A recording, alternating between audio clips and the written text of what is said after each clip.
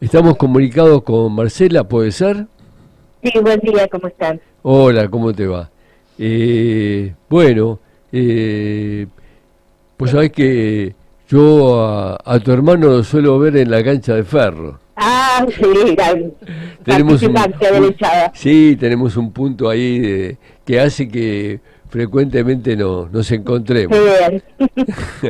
Este, Bueno, contanos quién es el hermano. el hermano es del Ministerio de Economía, pero bueno, eso son anécdotas. Lo Son más importante es que almeidas. es de Ferro y que nos cruzamos y tenemos un sufrimiento en común. Bueno, gente que sufre con el verde. Claro. De tanto verde en verde, Marcela, ¿cómo andás? Mi nombre es Virginia. Y la verdad que estuvimos viendo un flyer que nos habían enviado lo había confeccionado los mismos trabajadores del INDEC de la Junta Interna, con el tema de la canasta básica y de los gastos, canasta básica mínima. ¿Cómo es la diferencia en la metodología que utilizan ustedes para presentar todos estos datos estadísticos?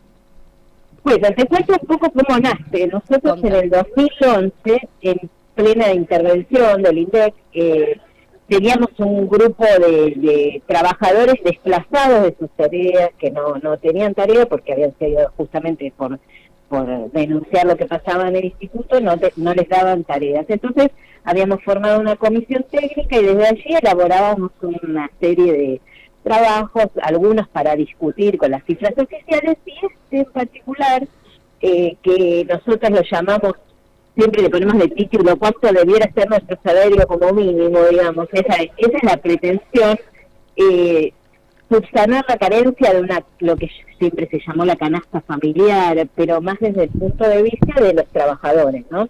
Entonces lo que hicimos fue a partir de números que tenía la ciudad de Buenos Aires, que había empezado con algunos datos sobre canastas de consumo diversas, y de la metodología que tenía el INDEC pero que no usaba, armamos una como si fuera una canasta para una familia de trabajadores. Entonces para nosotros esa era lo mínimo que tenía que ganar un trabajador para poder solventar esos gastos. En el día de hoy, digamos a julio, a nosotros nos da como 1.400.000 pesos, un poquito más, yo no tengo el número en la cabeza, y la composición de la canasta es una parte lo que es la canasta básica alimentaria, donde no es tan básica en el sentido de no pretende medir pobreza, o sea, no queremos, o sea, queremos salir de esa medición de pobre o no pobre, sino lo que es mínimo para vivir, no sé si ponerlo dignamente, pero para vivir básicamente, digamos. Entonces está una parte alimentaria y después una parte de lo que tiene que ver con vivienda, donde ahí está el alquiler, que eso hoy por hoy está un poco retrasado en los montos, pero depende mucho de la ciudad que estemos tomando. La ciudad de Buenos Aires tiene alquileres muy altos y más proporción de inquilinos, una parte de servicios, una parte mínima de esparcimiento. No estaba considerado ni educación, según lo que yo recuerdo, privada, porque uno tiene acceso a la educación pública, ni salud privada tampoco, digamos. O sea que en ese sentido, si uno quiere agregar más gastos, sería mayor el valor. Y la idea es un poco tener un parámetro para las discusiones salariales, pues muchas veces en las discusiones salariales se manejan porcentajes, pero no mínimos, ¿no? Nosotros en el Estado, yo trabajo en el INDEC, soy parte de la Junta Interna de H en el INDEC, en el Estado, por ahí, en años anteriores, los aumentos salariales acompañaron la inflación, no en el último periodo que venimos perdiendo muchísimo, pero acompañaron la inflación, pero el piso hoy para alguien que entra a trabajar es de 400.000 pesos. Entonces, con ese piso, por más que te den el 10% de aumento, no te están dando nada, ¿no? Entonces, esa es un poco la discusión, ponerle un valor a lo que necesita un trabajador para vivir. Vos viste, Marcela, que lo que está sucediendo en los últimos tiempos, y en los cuales me incluyo, es una sensación de que los valores que se anuncian de inflación, uno siente que cuando para el consumo diario, para los gastos habituales que uno tiene, le da toda esa sensación de que es mucho mayor, de que ese 4% es mentiroso, de que los valores de comida, canasta, sí. para lo mínimo y diario es otro, el transporte. Claro, lo que pasa, yo trabajo justamente en el índice de precios al consumidor, ¿no? Entonces, Ajá. Sí, soy por eso te partícipe pregunto. de la elaboración de esta cifra. Yo entiendo que a uno le parece poco, el 4%, que no es poco, pero no estoy hablando de nivel ahí, estoy diciendo cuánto varió con respecto al mes anterior nada más. Y con respecto al principio de año creo que da como 87%. Quiere decir que estoy gastando con respecto al principio de año el doble para vivir igual que a principio de año. Y con respecto al año anterior da más de 200%. Entonces estoy gastando el triple, es un montón. O sea, parece poco, pero es un montón. Y por ejemplo, si uno mira con respecto a los servicios, las boletas con los aumentos de servicios a mí me llegaron ahora o el mes pasado, pero el aumento fue hace 2 meses.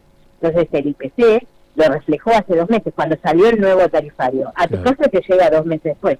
O sea, toda una cosa sobre lo temporal que a uno le parece que es mucho más, pero si compara con lo que pasó a principio de año y hace la cuenta con esto, bueno, sí, estoy gastando el doble que en enero, sí, claro, estoy gastando el doble que en enero y eso es lo que dice el índice. Claro. Y por ejemplo, ¿cómo se calcula dentro de los índices de consumo? Hay algunos gastos que por ahí no son exactamente de consumo, pero inciden en la economía, como podría ser el alquiler. El alquiler es uno de los rubros del índice de precios al consumidor. Ajá. Lo que pasa es que el índice de precios al consumidor, cada rubro está como ponderado, decimos nosotros, tiene un peso. Como hay gente que alquila y gente que no, en la población general se diluye un poco, pero si uno sigue la línea que dice alquiler en el informe de prensa del IPC, por ejemplo, el mes pasado creo que aumentó el 11% con respecto al mes anterior. Está bastante por arriba del nivel general del índice en lo que va de este año. O sea, se mide, pero no a todos los afecta, entonces en el nivel general no afecta igual. Por eso yo siempre ofrezco, digamos, un dato alternativo que se obtiene del mismo indicador. Si uno va mirando renglón por renglón, alimentos, bueno, a ver cuánto aumentó alimentos, tabaco, cuánto aumentó, alquiler, cuánto aumentó, salud, y yo me armo mi propia canasta con los pesos que tienen en mi presupuesto, porque por ahí yo solo gasto en alimentos y en transporte, porque no me alcanza para nada más, o en alimentos, transporte y alquiler. Entonces mi canasta me va a dar otra cosa diferente. El número que elabora el IPC es como un promedio de lo que pasa en los precios de la economía en general. Entonces, a lo que a uno lo afecta, queda como diluido muchas veces. Claro, eso es lo que pasa. Claro. Porque es un promedio. En promedio, si vos alquilás y yo no, bueno, pesa el 50% el alquiler, ¿no? Claro. No pesa completo. Sin embargo, a vos te pesa completo cuando te aumentan y a mí no me pesa nada aunque a vos te aumente. Y, por ejemplo, para los jubilados, ¿hay una canasta propia? No, desde el INDEC no se elabora una canasta propia. Sé que desde la Defensoría de la Tercera Edad o desde alguno de esos organismos sí tenían una canasta propia que tal vez la valoricen con los precios que elabora el INDEC, pero no, es como un déficit, ¿no? Porque podría haber una canasta propia. Igual, como te digo, se podría en algunos casos armar con la misma información, poniéndole más peso a medicamentos, más peso, digamos, a ciertas cosas que pesan más en la vida de una persona jubilada. Y siempre es comparar con cuánto es, ahí también necesitas una valorización de cuánto es lo mínimo que necesita una persona para vivir. Porque una cosa es que yo te diga que necesitas el 4% más que el mes pasado, pero no te estoy diciendo cuánto necesitas. Claro, y resulta que, como dice la Junta del INDEC, hay un mínimo de 1.400.000 para poder subsistir y llegar a fin de mes. Exactamente, ese es nuestro aporte, digamos, y lamentablemente nosotros mismos estamos muy lejos de ese número, ¿no? La mayoría de los trabajadores del INDEC están muy lejos de ese número de bolsillo.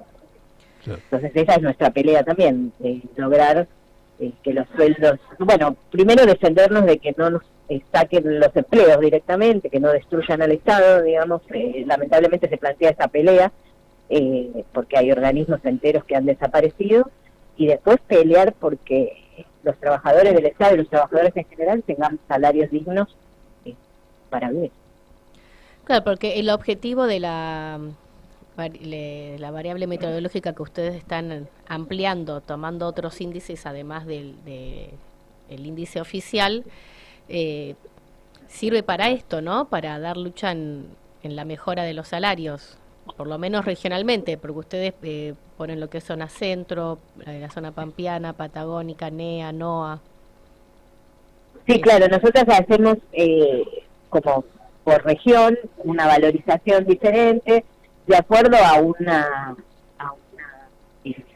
diferencia de gastos que se hizo en algún momento, o sea, usando esa paridad de poder de compra que se llamaba por regiones de la Argentina, o sea, en el sur es más caro vivir, en el norte es más barato muchas veces, pero bueno, también tiene que ver cuáles son los promedios de los sueldos que se pagan en cada uno de esos lugares, no son iguales, y nosotros hacemos esa medición para ofrecer ese dato para que la usen todos los trabajadores que lo necesiten en sus reclamos salariales.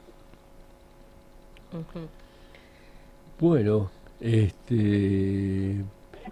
quiere decir que en lo que va del año vos calculaste un 83% de... Sí, no recuerdo en este momento, pero me parece que es una cifra parecida a eso. Parecida a eso. Y el interanual, que sería de julio al julio del año pasado, es más de 230%. O sea, son cifras enormes, ¿no? Claro. Es un montón. ¿Y hasta ahora el aumento paritario en estatales nacionales cuánto fue?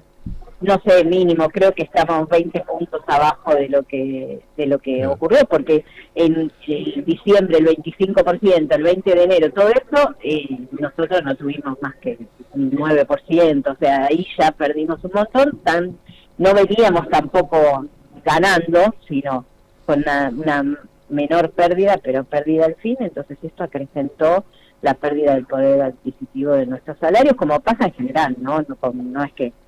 O sea, los estatales en este momento somos una variable de ajuste para que haya déficit, pero nos eliminan o nos bajan los salarios, como a los jubilados, digo, son las variables de ajuste más importantes. Pero bueno, también el cerrar la obra pública, no, la cantidad de empleos que se han perdido, bueno, es una situación económica, creo, muy difícil. Y dentro de las investigaciones que ustedes llegan a realizar, ¿pueden estimar una relación entre el valor del trabajo precarizado y el valor del trabajo, digamos, reglamentado, digamos que registrado, está oficializado, claro. digamos, registrado? Yo no lo tengo presente, pero hay un índice que se llama índice de salarios que mide esas categorías, índice trabajo registrado privado, trabajo registrado estatal o público y trabajo no registrado, digamos, que eso se mide a través de la encuesta permanente de hogares. Claro. Son todas mediciones estadísticas, o sea, no es que uno de ahí puede sacar una conclusión absoluta, sobre todo el trabajo no registrado, porque justamente como está no registrado es difícil de captar, pero por supuesto ahí los sueldos son muchísimo más bajos, y el trabajo es a veces eventual o a veces, pero ya hasta lo registrado no alcanza con un solo empleo, sino que hay compañeros acá en el estado que tienen 2 y más empleos para poder llevar un plato de comida a su casa. Bueno, un miércoles es cargado de buenas noticias.